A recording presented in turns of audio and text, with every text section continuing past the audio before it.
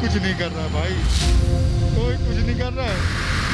कहीं पे भी ऑक्सीजन अवेलेबल नहीं है।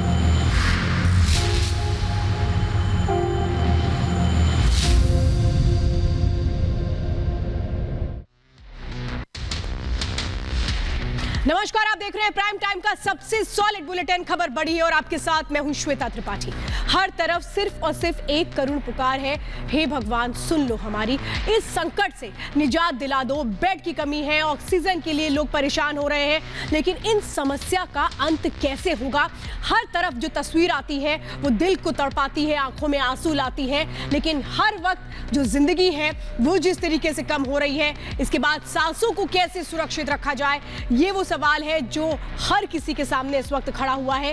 कोरोना जैसे जैसे विकराल रूप ले रहा है, वैसे वैसे इलाज का बुरा हाल होता जा रहा है। सांसें लेना मुश्किल है क्योंकि अस्पतालों में ऑक्सीजन ही खत्म होती जा रही है। हम देखेंगे कि कैसे ऑक्सीजन के लिए कोहराम मचा है, लेकिन इस बीच अस्पतालों में ऑक्सीजन की व्यवस्था भी की जा रही है। लेकिन पहले आपके विचार। रिपब्लिक भारत पर हम आपके हर मुद्दे की आवाज उठाते हैं, तो आप भी अपनी आवाज उठाएं और रखें अपने विचार कू ऐप पर। हमारा आज का सवाल है, क्या सरकारों की आपसी तालमेल की कमी से कोरोना का संकट बढ़ता जा रहा है? अभी जाएं और रखें अपने विचार कू ऐप पर।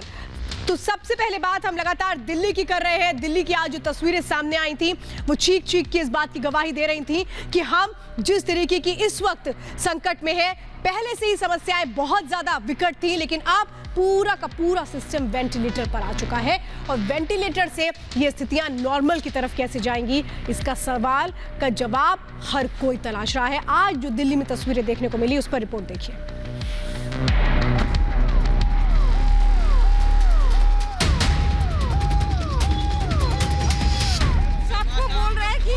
ऑक्सीजन अवेलेबल है, ऑक्सीजन कहीं पे भी ऑक्सीजन अवेलेबल नहीं है मैम।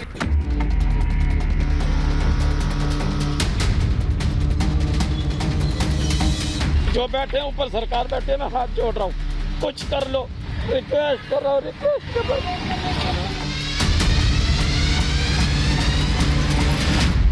दिल्ली में कोरोना ने पिछले सारे रिकॉर्ड तोड़ दिए हैं।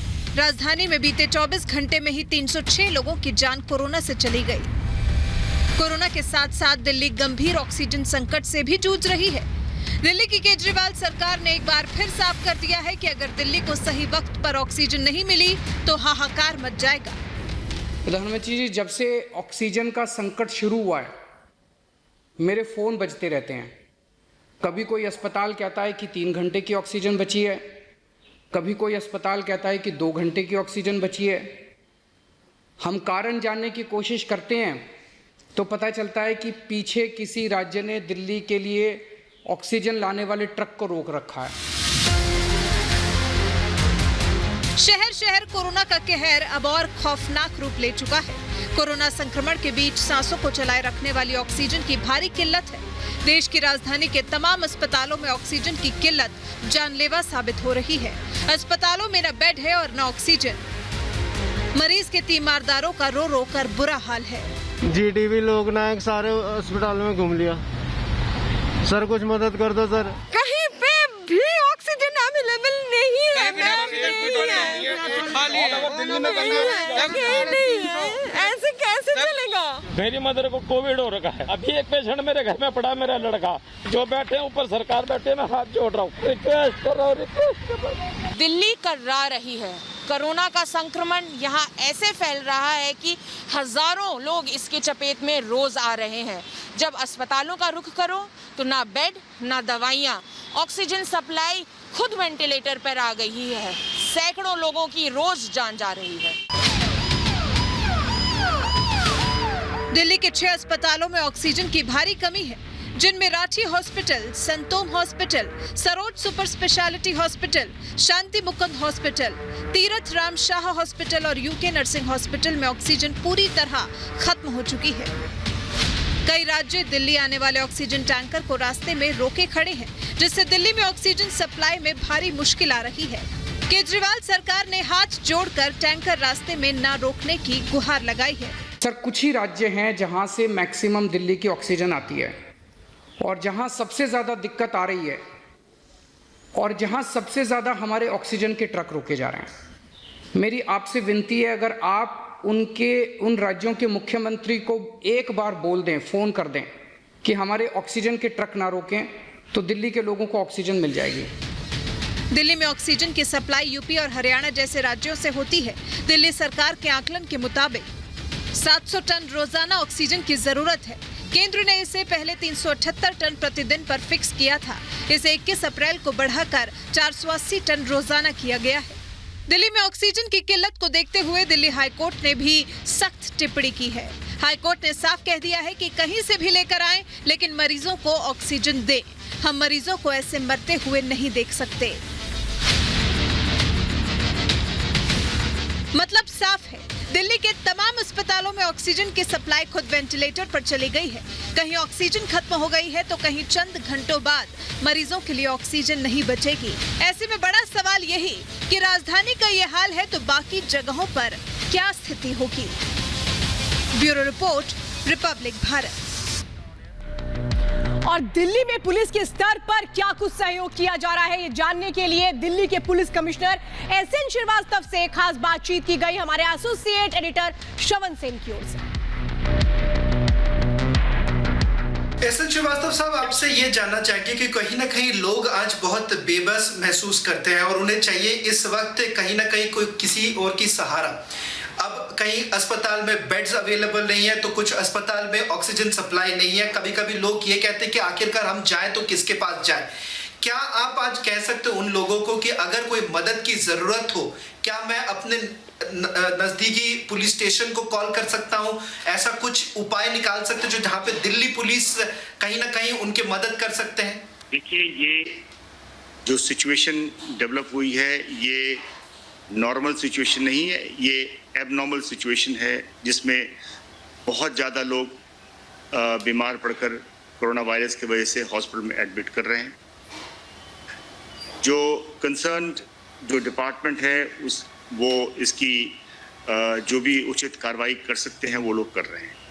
जहाँ तक दिल्ली पुलिस की बात है, मैं आपको विश्वास दिलाता हूँ और अगर पिछले दिनों के और पिछले साल के भी अगर आप चीज़ों को देखें तो हम हमेशा सक्षम पाए गए हैं, अपने काम बखूबी निभाया है हम लोगों ने। तो हमें थोड़ा भी शक नहीं है कि हम इस चीज़ को 100% से नीचे जाएंगे। हम बिल्कुल 100% इसका ठीक से काम करेंगे और लोग दिल्ली पुलिस पे पूरा भरोसा कर सकते हैं। एसएन श्रीवास्तव साहब, मैं कुछ चुनौती के बारे में बात करना चाहूंगा आपसे, क्योंकि कहीं ना कहीं जिस तरह से हमने देखा कि ऑक्सीजन सप्लाई को लेकर काफी वाद विवाद हुआ है और इसको लेकर कि ऑक्सीजन सप्लाई किल्लत में है और किस तरह से ऑक्सीजन एक सप्लायर ने इतना तक चिट्ठी उन्होंने लिखा कि पिछले कुछ दिनों में उन्हें काफी कठिनाई फेस करनी पड़ी, क्योंकि एनसीआर रीजन में जो प्रोटेस्ट हो रहे, किसान आंदोलन जो हो रहे, उसके कारण कहीं ना कहीं ऑक्सीजन सप्लाई रुक गए हैं। क्या आप मानते हैं कि कहीं ना कहीं ये एक बड़ी चुनौती है, मुश्किलें हैं कि ब्लॉकेड्स होने के कारण ट्रैवलिंग करना बहुत मुश्किल हो जा रहा है? देखिए, जहाँ तक ब्लॉकेड के बारे में है, ऐसा कोई हमें सूचना अभी तक नहीं आई है जिसके हम कह सकते हैं कि कहीं ब्लॉकेड हुई है या किसी वजह से वो टैंकर्स के आने में दिक्कत हुई है। कल ही हमसे सिक्योरिटी मांगा गया कि कहीं अगर ब्लॉकेड हो तो दिल्ली पुलिस उसको जल्दी से क्लियर करने में हमें मदद करे। हम कल से ही तैयार थे।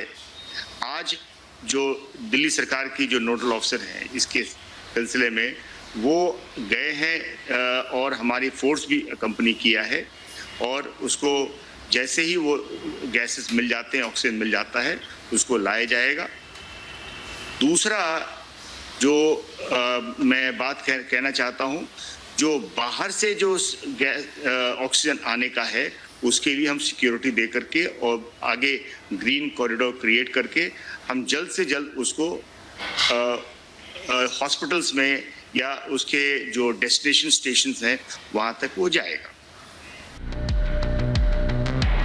तो इस वक्त आप सुन रहे थे दिल्ली के police commissioner SN Srivastava ji को, जो बता रहे थे कि पुलिस की तरफ से क्या कुछ कोशिशें की जा रही हैं संकट की इस घड़ी में लोगों की मदद करने के लिए। तो कार्यक्रम की शुरुआत में हमने आपसे पूछा था कि क्या सरकारों की आपसी तालमेल की कमी से कोरोना का संकट बढ़ता जा रहा है, और आपने अपने विचार ऐप पर रखे, जिनके मुताबिक 89% लोगों का कहना है हाँ, जबकि 11% ऐसे भी लोग हैं जिन्होंने कहा है नहीं, ऐसा कुछ भी नहीं है। तो खबर बड़ी है में हर दिन हम आपके सामने इसी तरीके से खबरों के जरिए आपको अवेयर भी करते रहेंगे। फिलहाल खबर बड़ी है में आज के लिए मुझे दीजिए इजाजत। नमस्कार।